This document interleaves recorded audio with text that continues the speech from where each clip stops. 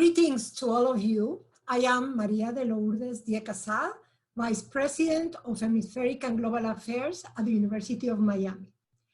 Welcome to the second session of a three-part series of webinars that we, the members of the Hemispheric University Consortium, are convening to share our experiences and brainstorm next steps on the delivery of educational outcomes in the face of the COVID-19 pandemic.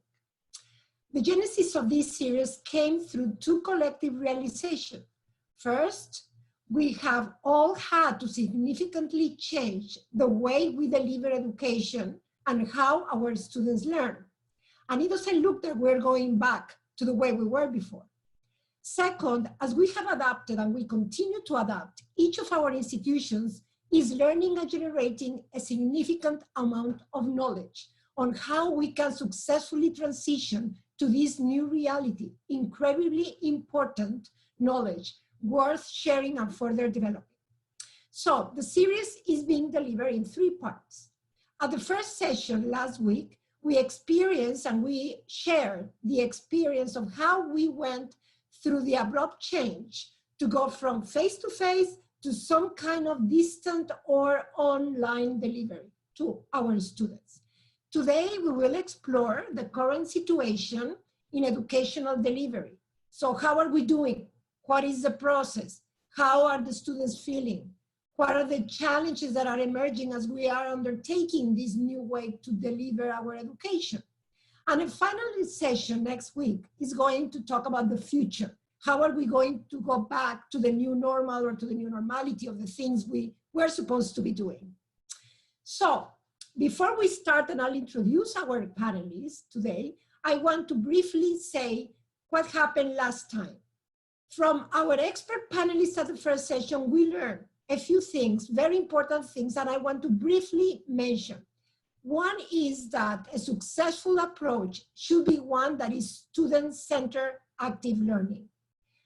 The importance to ensure that the technology is right, and also to understand that no one way or one rule fits all. We also learned that the initial challenge was to guide our faculty throughout the process.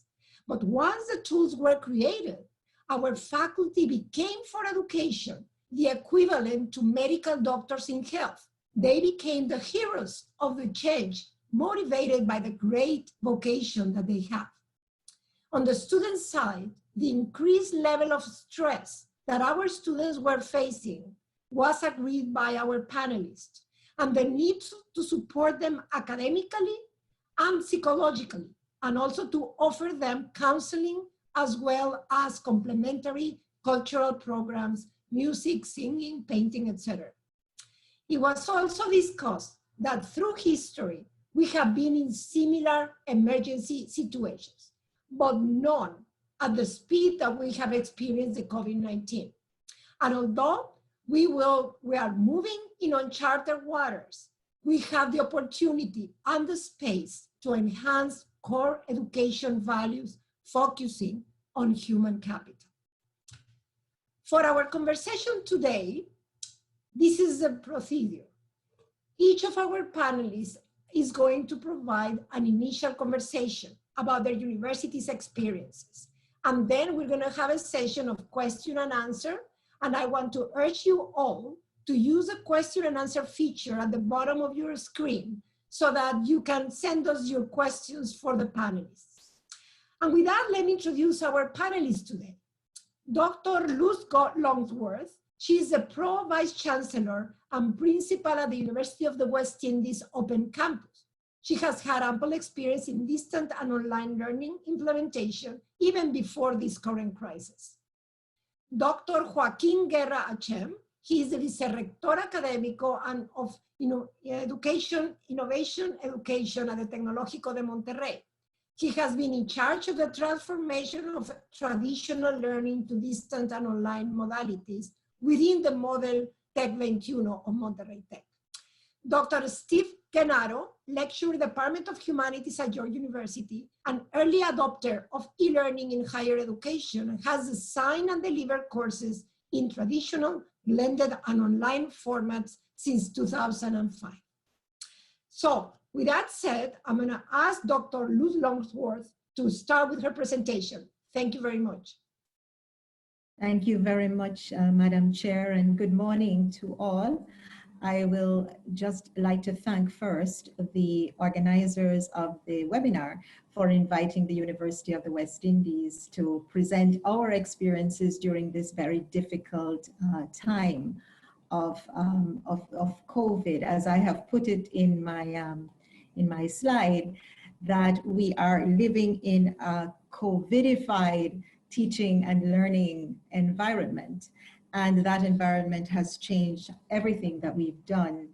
I have a few minutes, but I will ask you to indulge me just to give you a little bit of context, particularly for those who may not have been at last week's seminar on the UWI, how we responded, and then to speak about our approaches to the various challenges that our chair has pointed out.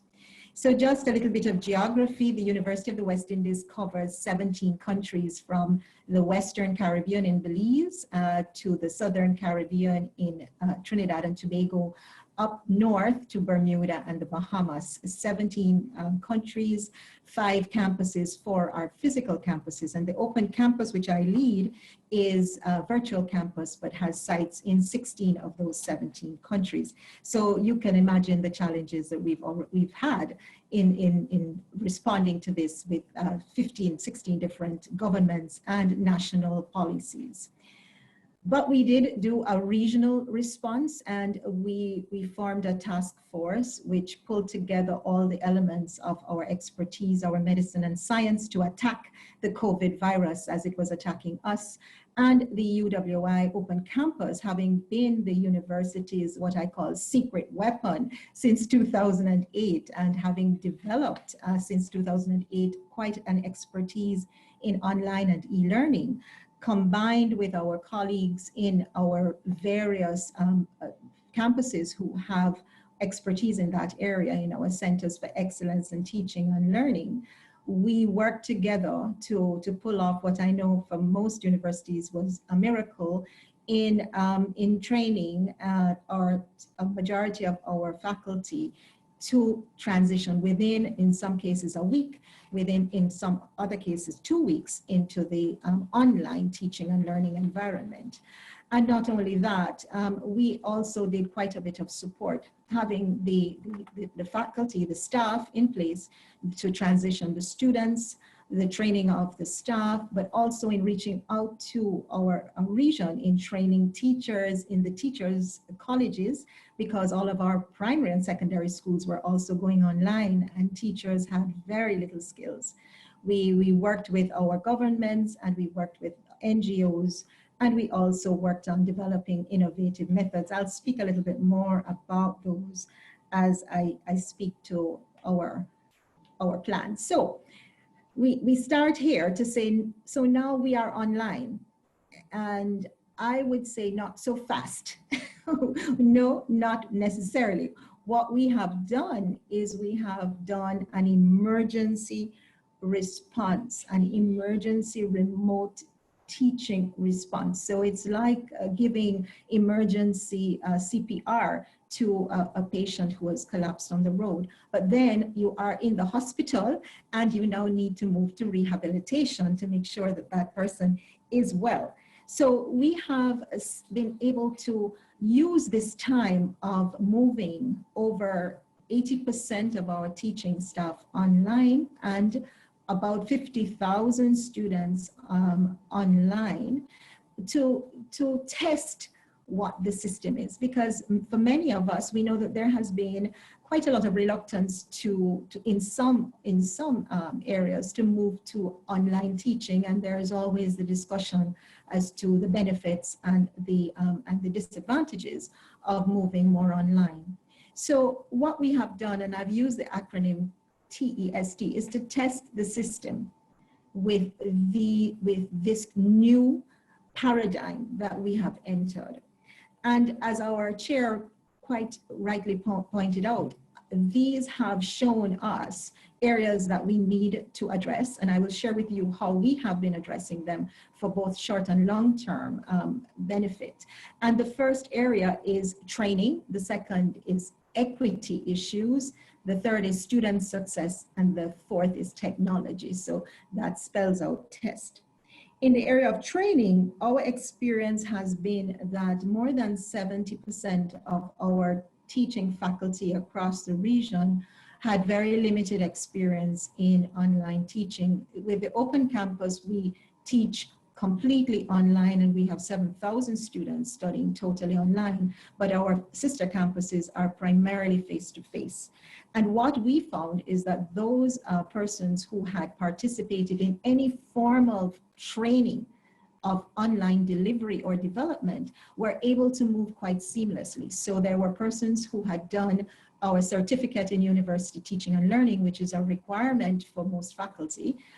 Some don't do it, but most do it. We're also able to adapt, and those who participated in the emergency 2-week training program were also easily adaptable. And we've had in our surveys of our staff, very good response from them in terms of how they are coping, despite it being an unusual environment for them. But there was a great deal of anxiety initially. In the area of technical support, we must never underestimate the need for technical support for both the faculty and the students.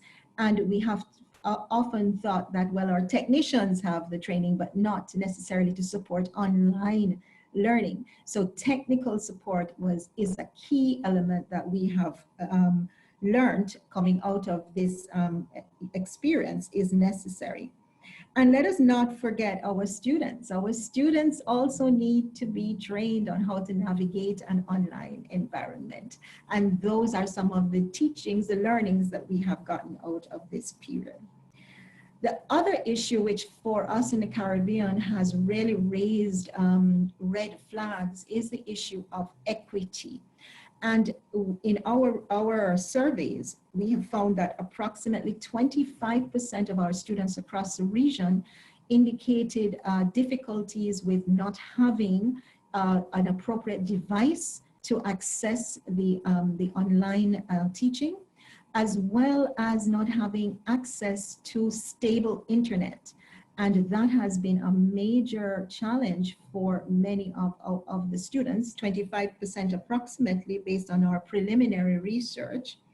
What we have done in trying to mitigate that is to partner with our donors, to partner with our internet service providers, who have been very forthcoming in donating devices such as tablets or mobile phones, but also recognizing that our terrain sometimes prohibited stable internet, but mobile data was a possibility. So we have spoken to many of the internet service providers who have provided special packages or zero rating for students who are accessing the University of the West Indies teaching and learning platforms. So that is one area that we very quickly had to work with when it came to the issue of equity. So collaboration with our funders, collaboration with our suppliers has helped us to navigate, and this will be an important platform for the future. Student success, we spoke about that, and we spoke about the support for students, the psychosocial support. Even for our students who were already used to studying online, our 7,000 in the open campus, their major problem was the environmental stress. And many of them were considering dropping out, but we provided very quickly online psychosocial support, online counseling, online advisors, and they have reported to us that that has helped them. So in this environment, that was very important in retention of students to the point of assessment. Another important concern for students was the assessment. Will we be able to do these assessments? Will we fail if we are doing assessments the normal way? We found that in our environment, we could not do online assessments with any online examinations with with any security because of unstable internet. So we have actually now revolutionized some of our own concepts of how one assesses students. And this is also to ensure that the students can have success in completing their year. Finally, is technology. And I say finally because most people think it's all about the technology. It is not. The technology is available, but the choices that we make in the technology, that is the key element. We have, luckily in the university, we had policies that limited how many platforms we could use. And so it was easy for us all to transition, but we have found in other institutions where there is fairly liberal freedom of faculty to choose their platforms, and that can result in equitable delivery across courses. So it is very important that we choose platforms that are compatible, that can integrate, and that are also going to be for the students' best interest. So those were the major challenges we had, and we can speak about them more because I know I'm running out of time. But I just wanted to share finally that this is such an important forum for us to come together, even though we are apart, for collaboration across our hemisphere. In the Open Campus, we have made it our business to develop as many programs as we can to teach how to teach and learn with emerging technologies. I've shared a couple on the screen. So we really do welcome this conversation, and I look forward to your questions. So thank you very much on behalf of the University of the West Indies and on behalf of my Open Campus. Thank you so much, Chair. Thank you very much, Luz. I give the word to Joaquín Guerra, please, from TEC de Monterrey. Thank you, Lourdes. Let me start sharing my screen. Okay, here we go. Well, first of all, I want to thank everybody. Thank you for the Hemispheric University Consortium. Thank you, Lourdes, Benjamin, all people that have been made this possible. Well, briefly, I want to tell you some of the issues that we have currently facing. We are calling at my university, TEC de Monterrey, this process academic continuity 2.0, whereas the 1.0 version was the beginning stage, the first 2-3 weeks. So just to give you context briefly from the last time that I talked, our challenge, as you know, we had to have 90,000 students, 10,000 faculty, and 55 sessions per week, 55,000 sessions per week, all enabled in a week to get working and moving on these distant learning experiences. So that was the context where we began and where we have been working and improving from that point. Challenges, current challenges. As you well know, we have laboratories and we have special courses that have special needs, which make it a bigger challenge to make it distant. So we had to make interventions, and this I want to recognize our faculty and our online distant education teams, because they have been working, technology education teams, they have been working in developing simulators, softwares, virtual labs, remote labs. So just to give you an idea, about 221 courses with over 50,000 students groups, 85% of them have been resolved. 15% we still have partially resolved them. We still have to go, but again, we are being able to ensure that our students keep having the learning experiences in labs and special courses. Now, the other challenge, the other important issue is the health mind issue. And just to give you an idea, we ask students, we are constantly surveying students, and prevailing emotions in students are stress and tired. Faculty, fortunately, yes, there's stress also, but up to now, it prevails that they are engaged and that they are thankful. And this is very important, because if you have the faculty engaged, they will go to the end of the world to make it happen. Parents feel right now peaceful, optimistic, thankful. Again, there's a stress, but I just want to share you what's going on in terms of of these emotions that are very important. We have been doing many awareness campaigns, and these are the numbers. We have a line, phone line, 24 hours to attend all these issues. We have over 12,000 contacts for assessment. We have resources where we have people accessing these resources for helping them in their mind health. Again, what I want to stress here is that we are taking care of this issue because we feel it's very, very important. Some promising data, I mean, there is a lot of information, but I want to stress on this one because this is a comparison we did on a survey where we asked the students. My professor challenged me to give my best.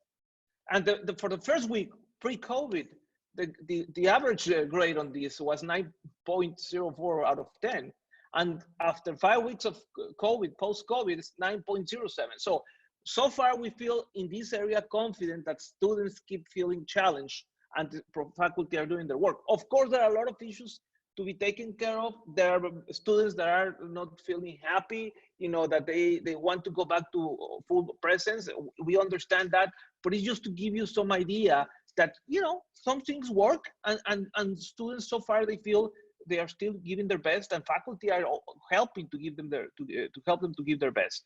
I'm sorry that I couldn't translate this to English, but just what I want to stress on this slide is the evolution. We started we started late March, remote teaching. Then we're moving all the way to what we are considering online learning, so that eventually in August we will be blended learning. And again, this takes several phases. First phase, redesigning and helping faculty to accompany faculty to make the change. But then the biggest issue is training so that we can develop our faculty's digital competencies so that they can be ready for that area. And of course, we have several milestones that we are moving all the way to a full certification of our faculty. I want to stress also the community social impact initiatives. The social aspect is very important, and we are involved with many, many areas, hospitals, faculty, other universities, churches, to help, share our resources so that we can move along in this part. Some examples of what's going on: open learning resources, research for treatment in COVID, etc. And last, I just want to stress some of the challenges and insights. Again, faculty training, tutoring, follow-up. They are our heroes. They are our soldiers. They are the guys that are making it happen. Our faculty. So we have to be with them. We have to support them. And I'm very thankful to them. Yes, there is stress. Yes, there is anxiety. So we have to have a full resource support resources for students and faculty. We need to take care of that. Labs, redesign, and adaptation. Very important issue. Students need social contact. So again, we are working fully on developing other courses that are also remote, that are not academic: dance, drama, yoga, mindfulness, music, arts. I mean, students are going to these courses, and even we're inviting parents, and other members of our community, staff, so that they are also taking all of this. Evaluation, assessment is a very huge issue, and we need to take care of it. Faculty learning, but the good thing is that faculty are learning new technologies and pedagogies that they are going, they will enhance their practice. And when we go back to this new normal, we are going to have better faculty, better enabled, and doing, I'm sure, super jobs in student learning experiences. And of course, online learning has been important, but we need to keep looking and understanding and experimenting with new models that will enhance the future experiences, learning experiences. Hybrid models, the use of virtual learning, 360 video, synchronous, asynchronous sections, active learning, etc. So with this, I will end, and of course, great to be able to discuss this later on this panel. Thank you. Thank you, Joaquin. Now I give the word to Steve Gennaro from York University. Thank you very much. First, I'd just like to say that I know that York University is very proud to be a part of the Hemispheric University Consortium, and we're grateful to be able to be a part of the sharing that is going on and the collaboration moving forward. And I'm excited to be here to share on behalf of my university some of the practices that we've been involved with over the last several weeks as we transition our way through these times and these challenges. Now, in my work, I'm one of the frontline workers. And so I'm down there in the trenches with the students themselves. And the university has done an excellent job in seeking out their resources, including drawing on some of their faculty like myself who have been teaching online for almost 2 decades now, and asking us to share some of our experiences with other faculty to help them with the transition and to help to, we want to remove friction points as we try to transition to online teaching and learning. We want to take away the spaces where there can be challenges or difficulties for students. And there's an anxiety around moving to online teaching and learning, partly because I think we're a little bit afraid to fail. But what I want to let you know is online teaching always fails. That's sort of part of the process of teaching online. And when the failure comes, how will we deal with it? So I say it's about a process of reimagining your digital pedagogy as we move online. When I was a young boy growing up, Michael Jordan was my favorite basketball player. A great athlete, a phenomenal basketball player. And I had this poster in my bedroom. And what it talked about Michael Jordan, it wasn't about all the things that he did so well in winning. Of course, he was one of the greatest winners in American professional sport or North American professional sport. But it was how he highlighted how his failure is what allowed him to succeed. It was the fact that he failed, but in missing the game-winning shot, in losing those important games, that's where he found his real successes. And I think if we can just take it out of athletics and we can bring it back to teaching and learning, what we realize is that teaching and learning is fundamentally actually about failure. That's actually the scientific method. We try things out and sometimes they work and sometimes they don't. And it's through the trial and the error that we learn and we grow. Thomas Edison, I love this quote, he said, it's not that he created the light bulb, it said he found 10,000 ways not to create the light bulb first along the way. And so what I encourage teachers to do, and those that I'm working with, is to find their light bulbs as we fail 10,000 times in our transitions, because the failure will be there. And so for me, one of the big problems that I encountered early on, and this is a screenshot of Moodle, which is the learning platform that we work with at York University, is I had all of these wonderful activities. But what I couldn't find was a real-time feedback option. A feedback option online as I was failing, how could I tell what was going on in the exact moment? You see, because if I was in the classroom, and this classroom picture is myself there teaching with my students, posted with permission from my students, is that when we're in the classroom live with our students, there are so many other notifications to us that let us know when we're succeeding and when we're failing, and when more explanation is required or more engagement is required. But trying to replicate that in the online environment was very challenging because there is not the same feedback loop.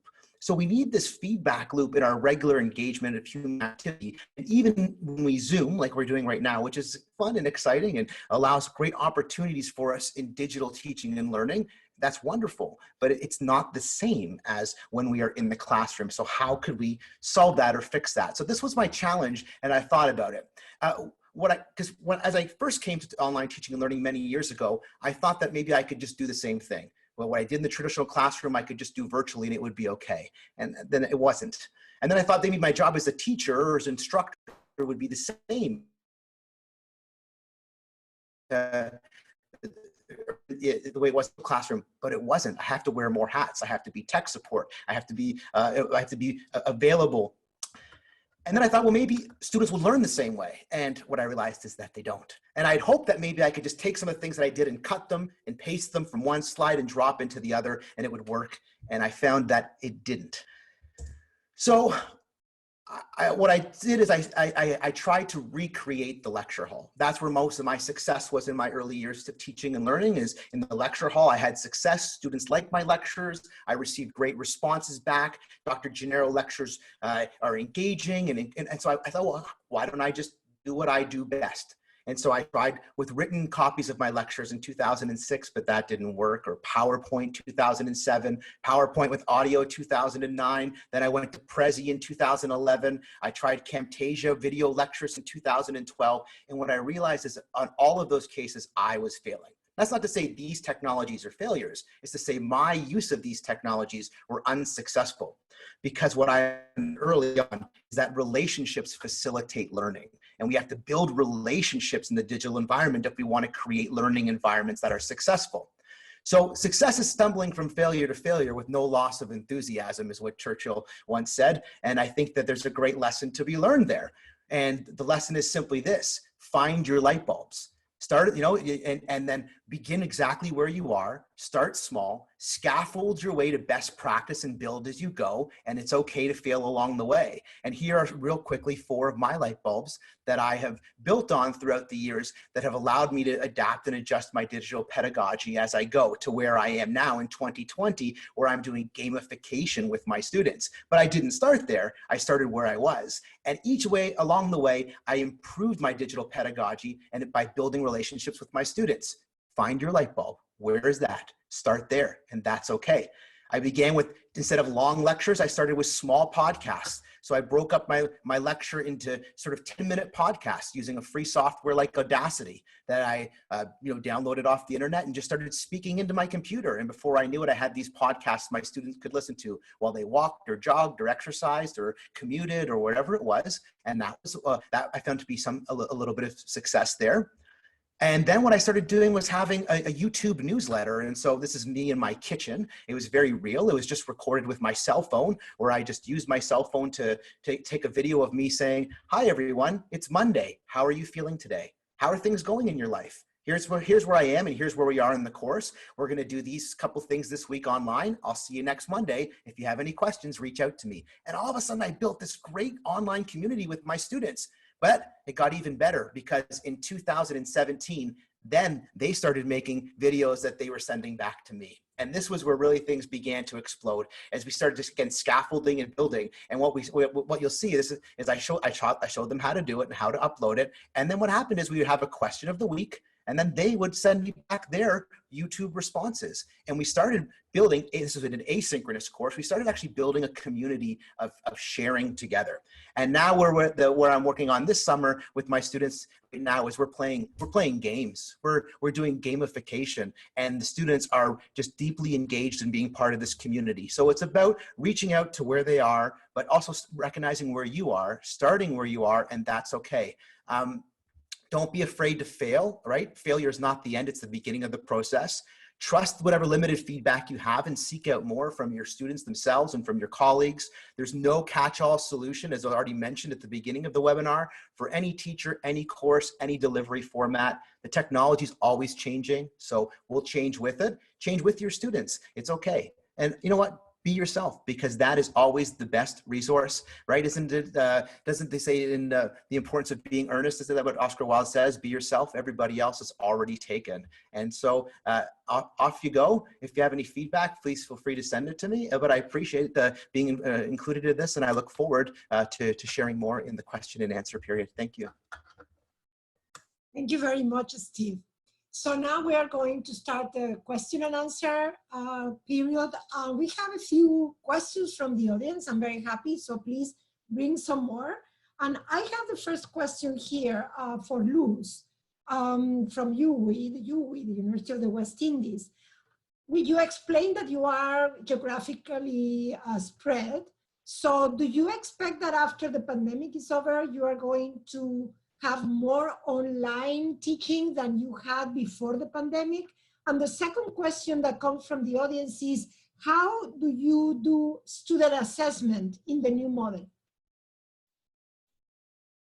Yes, thank you. I think it was Joaquin that spoke about moving to a hybrid approach, but we are all not certain what the next academic year is going to look like. So, but I can say certainly we will be doing more online teaching than we were before the pandemic. Our geography is such that many of our students have to travel to a physical campus. And in this environment, we expect that there will be more reluctance to do that until there is a vaccine or there are clear ways of ensuring that the pandemic does not spike again. So yes, there will be more online teaching, certainly in the next year or two. And we see that as a pattern in several universities across the world. I think the University of Cambridge just in the UK just announced that they won't be teaching face-to-face until 2021, academic year 2021. So it is quite real. What I do expect though is to see smaller classrooms, physical classrooms, when we can get back there with more online teaching, so more hybrid. And the second question was what assessments, what new format of assessments. What we found in looking at things like proctoring tools was that they were not foolproof, one, to use a term, but also it was difficult in an environment where we couldn't guarantee that students would have stable access to the internet. So we did a couple of things in terms of assessments. We have reimagined our assessments, to use Steve's term, and we have done quite a lot more of formative assessments. So open book type of assignments, timed assessments that they can upload and send in.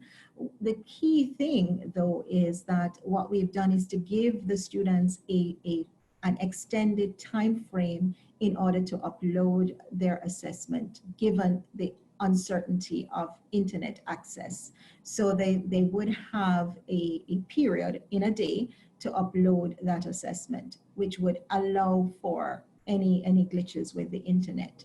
We also, in the Open Campus, we have an app where the student can upload the assessment even without internet access, and it is date stamped, and as soon as their device is connected, it is sent into our portal so that they won't miss the deadline even if there is a problem with their internet access. But across the region, we have some challenges, for instance, in those courses that are practicums and how to redesign a practical experience. And I was very interested in what Joaquin was saying in terms of labs and simulations. That's the next big frontier that we need to address in terms of assessment. Thank you, Lourdes. Thank you very much, Luz. Now I have a few questions for Joaquin. You mentioned several challenges that you are having at the end, and I think one of them has been caught by our audience, which is precisely what Luz just said, the challenge about how to put into distance learning or online learning these courses that have some experiential aspect to it, some laboratory aspect, and somebody says there with some student involvement, directly. So they want to know, how are you doing? Can you give an example? And then, Joaquin, there's another question related to that says, clinical teaching in hospital setting and the assessment in faculty of the medical sciences is a problem. Do you have any suggestions? What can we do? Definitely. I mean, I would say that in terms of the academic things that we are adapting, the lab and special courses are the most challenging. What we did was to commission a group of leaders from engineering, medical school, the groups that have a heavy use of laboratory, to first of all get together with faculty leaders and find the ways that they could do some adaptations. I mean, we all acknowledge it's not going to be the same experience. We will never be able to put the same physically present experience, but okay, what's next to it? And Steve mentioned about imagining and trying and failing and thinking what is the next step. That's what we have to be. That's what we have been doing. So, and one issue has to do with flexibility. Okay, let's understand, how can we be more flexible? How can we adapt this learning in the lab with simulation tools that there are there? I mean, there exist very good simulation tools. How can we do demonstrative videos you know, faculty doing a video demonstrating the use of a lab equipment, you know, things that could help students show the way. Virtual reality, you know, can we show a surgery room or a lab practice in a virtual environment so that the student can get a fuller experience, not the present one, but an almost real one. And again, you know, making adaptations and then letting students know, hey, listen, we're going to do all of this. However, you know, at the time that we can go back to in presence, you know, going back to the labs, we will continue and resume. Don't worry about your grade, because again, students are worried, oh, my grade, what's going to happen? Okay, don't worry. We are going to keep moving forward. At the end, there will be an assessment about your work, and whatever we couldn't do, when we come back to it, there will be time for that. Of course, we are very worried about research, you know, and how that we enable our researchers. That's another issue that we're working with our researchers so that we can handle it. And to end the answer specific to the medical school, yes, there's big challenges. I'm very proud of our medical teaching staff for what they've been doing. I would, you know, very gladly share information on our leaders at the faculty, the medical school, so they can tell you real life examples of what they are doing. Time will not permit me now, but, you know, glad to share with our audience. Thank you very much, Joaquin. Now I have a question for Steve from York. You presented something very interesting that aroused some question about these methods that you yourself are using. And some of the questions are, what are the most useful tools that you suggest that the faculty should explore to achieve this find your light bulb that you were talking about? And what are the types of weekly questions that you pose to your students? And finally, what do you recommend for the faculty of the humanities to do in the cases of some courses that really need a face-to-face dealing with the students? So all have to do with the same issue, Steve. Yeah, well, those are all great questions. I think that the activities that work best are going to be different for every instructor. I think the focal point should be on, again, starting with where are your strengths as an instructor. So what is it that you do best, and start there. Because if that's your strengths and your talents, begin with your strengths. Always start with your strengths. And so I would say that is the first place I would look. But then I would look to if I had a list of things that I did well, if I sat down and said, what do I do well? And I made a list, I would ask myself, does this strength help me to build community? Because what we need to do is build relationships with our students. The anxiety that they are feeling, the isolation that they are feeling when we teach online through distance, the more human you can be. And sometimes that requires a little bit of vulnerability. And I know that we're not often fans of being vulnerable and presenting ourselves in vulnerable positions, but the more human you can be to your students, the more opportunity there is to build those connections. And again, relationships really facilitate learning. So I would say, look at your strengths and start there, and then ask yourself, you know, can I help facilitate building community? For some, that will be posting video. For some, that will be posting audio. For some, that will be weekly check-ins by writing. For some, that may be, you know, maybe you take one larger assignment. Let's say you have a very large exam that's worth 50% in your course. Maybe you break that down into 4 smaller assignments because you recognize that the challenges need to be looked at differently in the online learning environment. I like personally working with regular forms of assessment. So ongoing assessment that's regular. I like to ask my students to reflect on their own lives as it connects to the knowledge that we're working through. So whether that be through a written journal or whether that be through a video YouTube journal or some type of ongoing reflective piece that they're allowed to continually come back to and build on, and then take at the end some type of collaborative project that asks to gather what they've learned throughout the whole process and put it together. So again, we're really interested in facilitating knowledge in the online learning environment rather than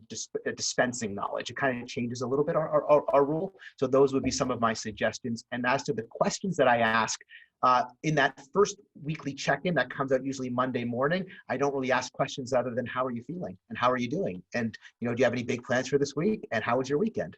And then what I might do is send another video the next day that is sort of more topic specific, that will say, okay, on the weekend or over the last week, we did these 3 readings. Here's a big theme. Can you think about that theme and how it connects to your own life? Or right now with COVID, there are so many places to go for inquiry and to continue to look at. So I would always ask them to try and make connections and unpack, connect back to the course, connect to other courses they've taken, connect to their life experience. There's so much knowledge out there. And we know that when we make connections, that's when the learning really happens. So ask your students to make connections, ask open-ended questions, and let them be the experts based on the knowledge that you're giving them access to.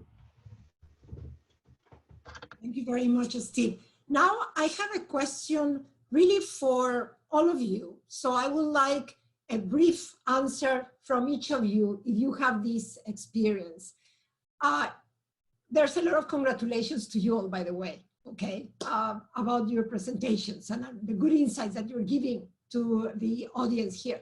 They say, in the traditional campus experience, students learn from each other, both in the classroom and outside, formally and informally. How do you think we can facilitate this kind of peer learning and relationship building?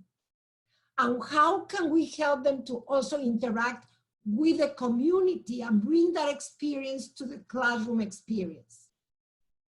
Anyone, you want to raise your hand who wants to answer first? Okay, Luz? I guess we can go in the order that you had us first.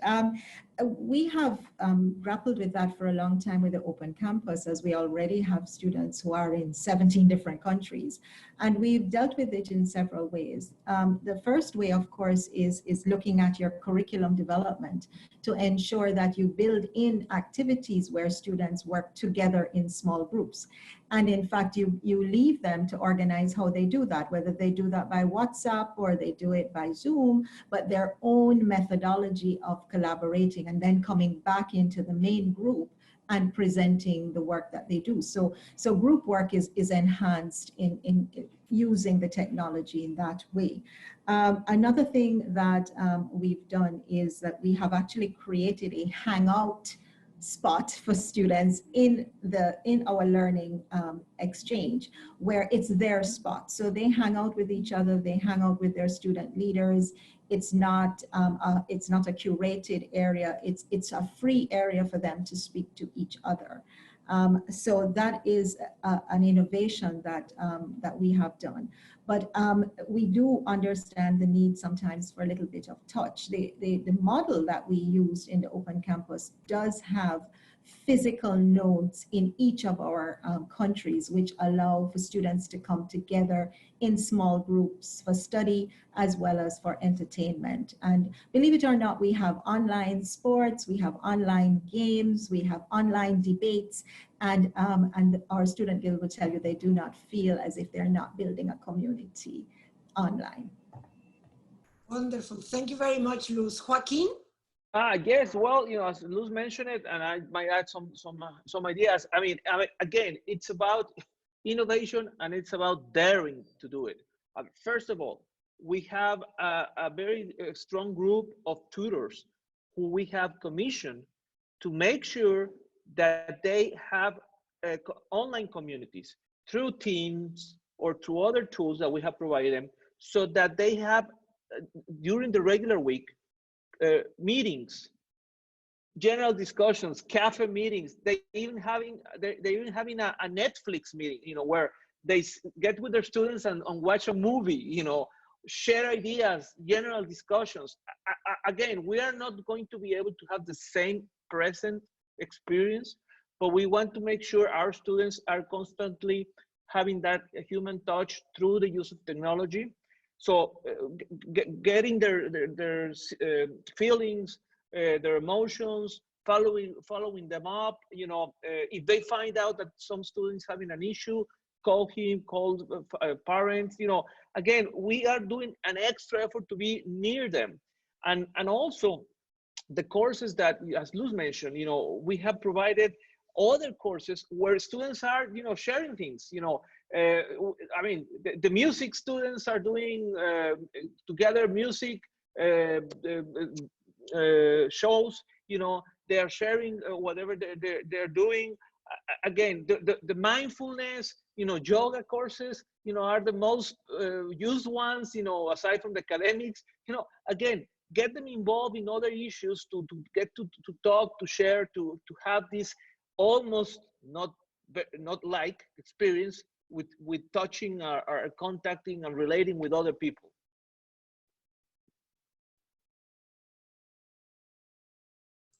Steve?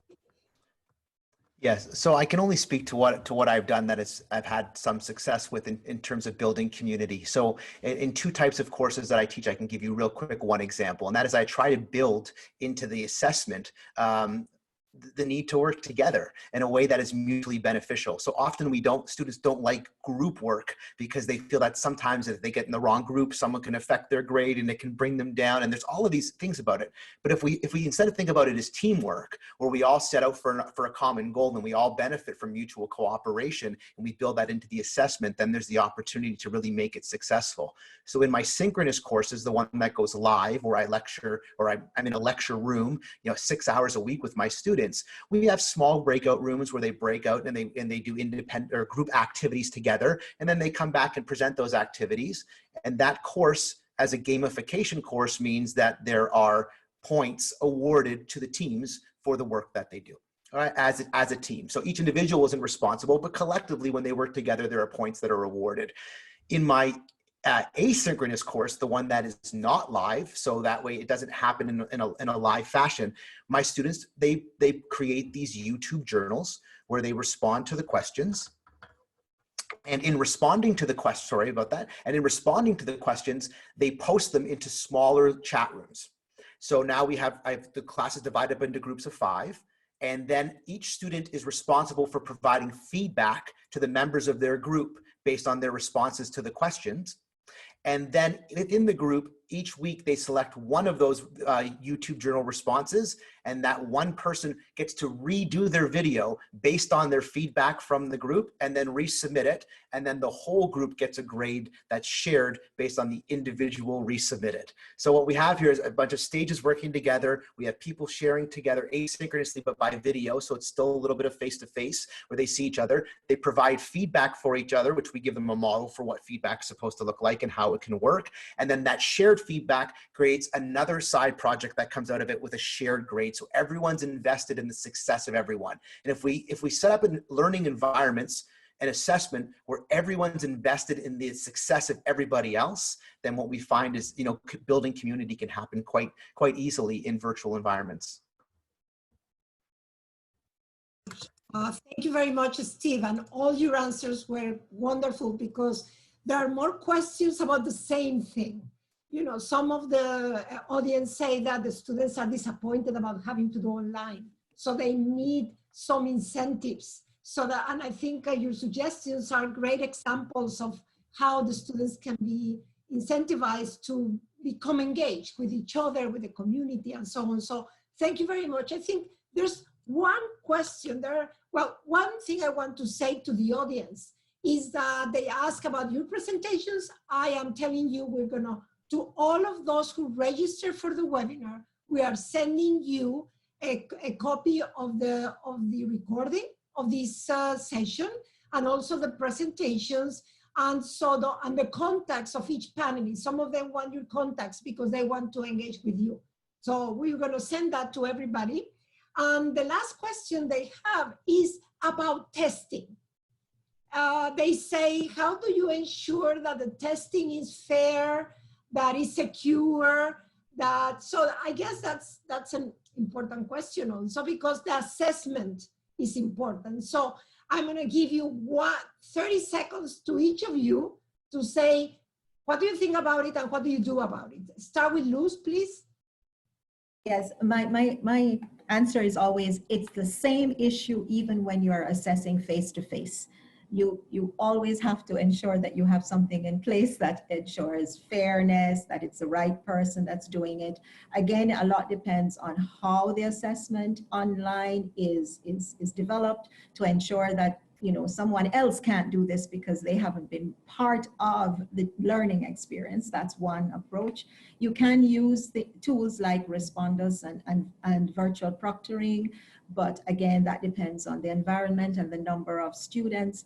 I do believe though that if it is properly structured, the assessment, the final assessment for a course need not be so based on a sit-down face-to-face examination, because it will be assessments throughout. So the student won't feel as perhaps as required in some cases, so need to cheat perhaps, or to get somebody else to submit their assessment. So I think a lot has to do with how we now look at how we assess students in this new environment. Are we just trying to find out whether they will cheat, or are we really trying to find out if they have learned? Thank you very much, Luz. Joaquin? Yes, again, you know, it's about innovation. You know, I hear Steve, you know, and I can reflect, you know, on many of our faculty like Steve, that, you know, they will not stop at anything. I mean, they will find a way to do it, you know, and that's what I'm telling our faculty. Of course, you have, not everyone is like this, but you have this group of faculty that are innovators, that have this drive like Steve is showing, and, you know, and let them experiment and think of alternative ways to assess. Again, you know, if you want to do business as usual, it's not going to work. If you are thinking that you are going to keep putting the same exam, multiple choice, traditional exam, it's not going to work. Because again, you know, and again, these are all type of faculty and personalities, but you have this faculty that can be very obsessive, and he can or she can say, oh no, you need to put several cameras so I can watch on you and see that you're not teaching. You know what? You know, I mean, please don't complicate the process. Can you assess in a different way? Think other ways of doing it. And yes, they are finding these alternative ways, because again, it's not about only measuring, you know, it's about finding a way that students show that they understand, that they are doing what they're doing. It's not about memorizing, you know, it's about knowing what to do with what you know. So again, I think this is an opportunity for challenging faculty and saying, hey, you know, we can assess differently. And this is the opportunity. You have been thrown into the pool of the new assessment way. So hopefully we'll find new ways to do it. Thank you, Joaquin. Steve, your words will be the closing ones for this discussion. Well, thank you. I mean, I agree with everything that the rest of the panelists said. I always tell other faculty and anyone that will listen, if you are going to give a test online, just recognize that every online test is an open book test. So if we start from that point and then we build our assessment around that, rather than trying to stop them from going online to find the answers. If instead we say, okay, they have Google right there, they have their textbooks in front of them, let's assess what they can do with the knowledge. It's about the application of the knowledge. So, and if we begin to test that way, testing or an alternative, great ideas for alternative assessment, as already mentioned, if we rethink how we do assessment, we'll be much better off, and our students will be much better off as well. Thank you very much, Steve. Well, just a final thank you to our three panelists. You were wonderful, great ideas, great suggestions. And this is said by our more like 100 and how many participants? I think 211 participants, or a little bit more probably, that we had. And we are going to send you everything to all the participants, do not worry. It has been a great experience. Thank you so much. We invite everybody to next week, next Wednesday, to the 3rd, which is the last in this series of webinars that are presented to you all from the University Consortium, the Hemispheric University Consortium, that the 14 universities that are members are trying to put together, have tried to put together to learn more and to share best experiences. Thank you. Have a great afternoon.